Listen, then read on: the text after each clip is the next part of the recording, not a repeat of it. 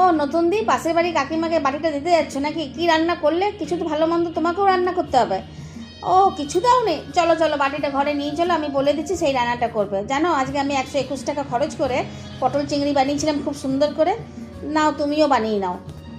আরে পিউ, তুই কী বলছিস? 121 টাকায় পটল চিংড়ি হয়?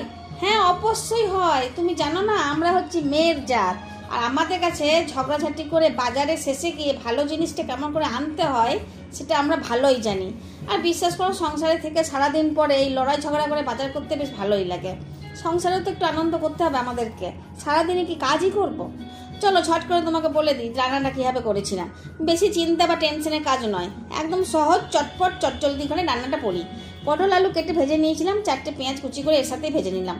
তারপর আদা রসুন বাটা, আজ তুমি ঝাল খেতে চাও তাহলে শুকনো লঙ্কা বেটে দিয়ে দাও। আর পরিমাণ মতো নুন চিনি হলুদ তো দেবেই, কিন্তু আমি জানো তো এর সাথে একটু মিট মশলাও দিয়ে দিয়েছিলাম।